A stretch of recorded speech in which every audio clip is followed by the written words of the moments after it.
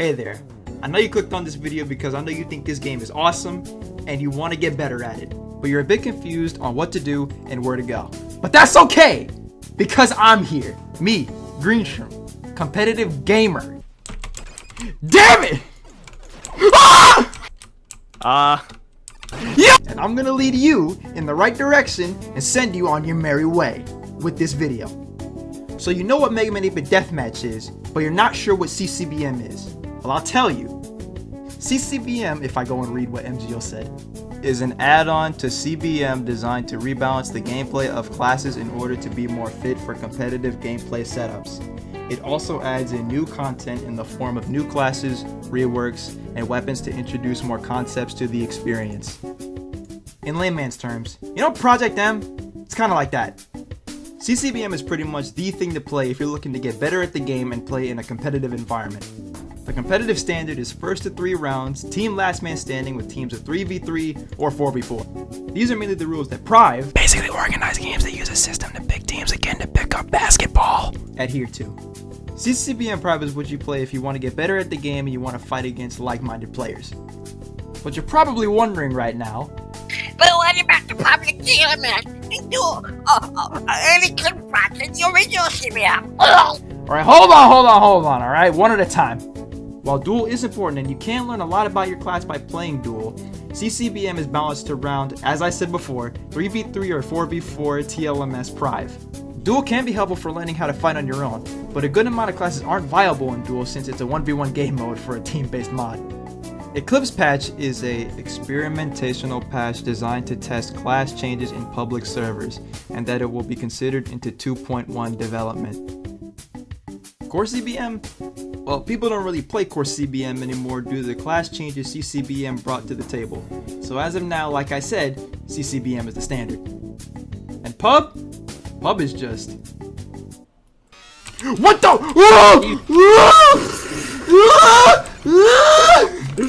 You dickhead!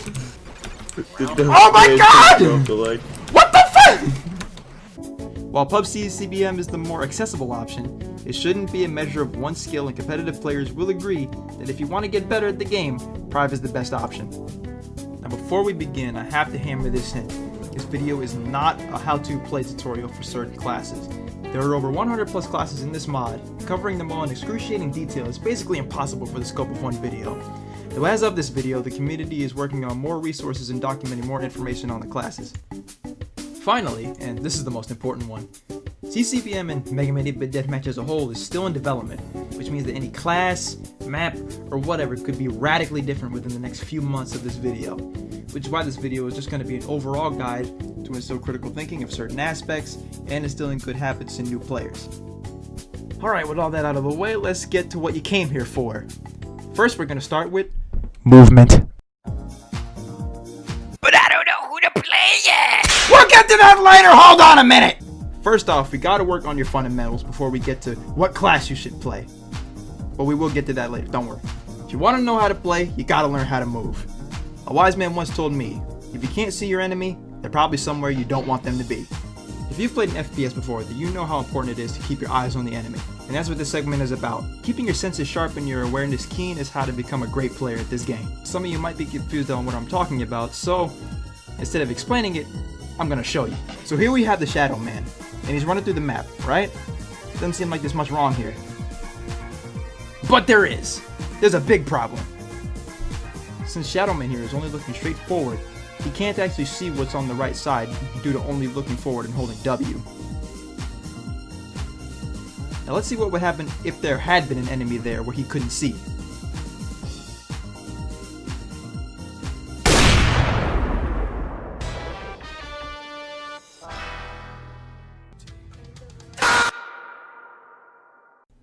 So, how can we avoid that from happening? Well, it's actually quite simple.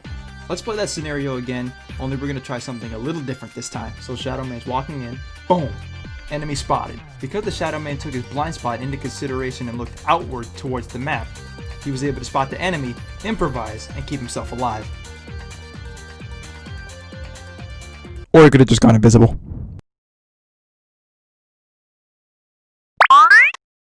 You can see how in such a small change in strategy, it was the difference between life and death. Alright, now that we've gotten that out of the way, we can move on to the next. You hear that? Oh shit! Yeah, seeing isn't everything. In Mega Man and in first-person shooters in general, sound is just as important as sight. But lucky for you, you can take advantage of how sound works in this game. Classes tend to make a lot of noise when charging or firing a weapon, landing from jumping too high, and in Centaur Man's case, walking.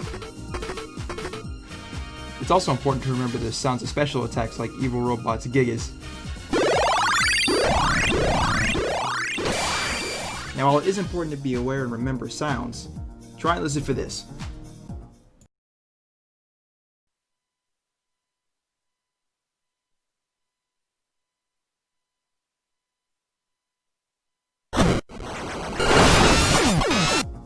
That's right.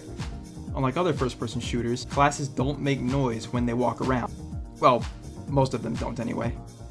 This means that every class in the game, no matter how big or small they are, has a chance to sneak up on you and kill you without making any noise. Which is why I say it's very important to be aware of your surroundings. Speaking of which,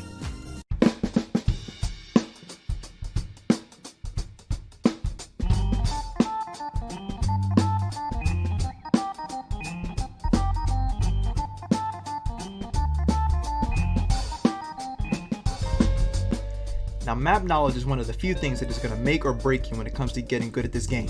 When you master the map, you can master your opposition. That's why it's important to understand what and where the power positions are and why they're so coveted. Y'all already know how I work, so let's get into it. So we've got red team here, and they're coming in hot. You can see how all three players are running towards mid and setting up shop on all three sides. Red team is taking control of this part of the map, because if there's one man on each side, and that means they can block off pretty much all opposition, which means now this will stop the blue team from trying to rush in on them. Now that blue team is aware of this, they need to think of a strategy to get around this. So now two blue guys are going to try to push back the red guy in an attempt to push the entire team back.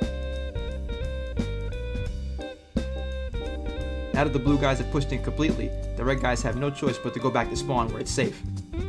Unfortunately, they have to give up their choke point, but I mean, it's not really worth it if you die trying, is it?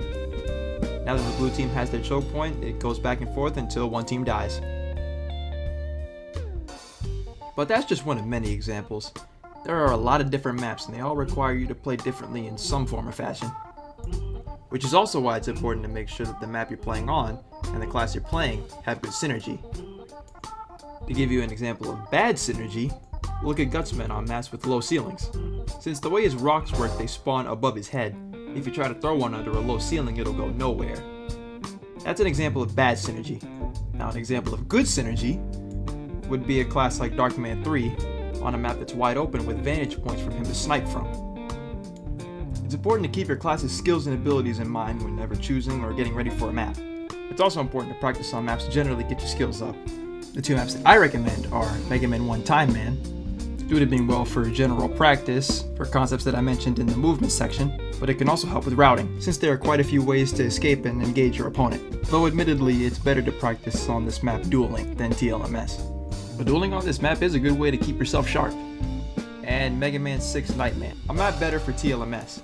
This map will get you acquainted with close to mid-range fighting, along with hallways and teleporters, which could make or break you, which is why it's important to get used to such things.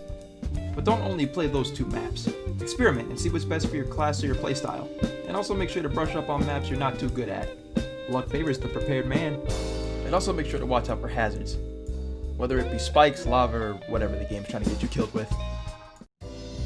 Alright, so I taught you a little bit about being aware in the game, along with a few map tips.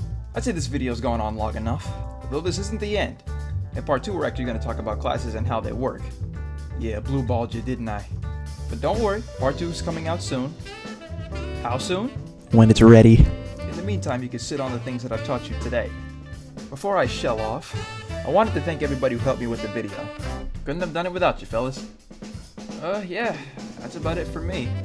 Good luck out there, newbies.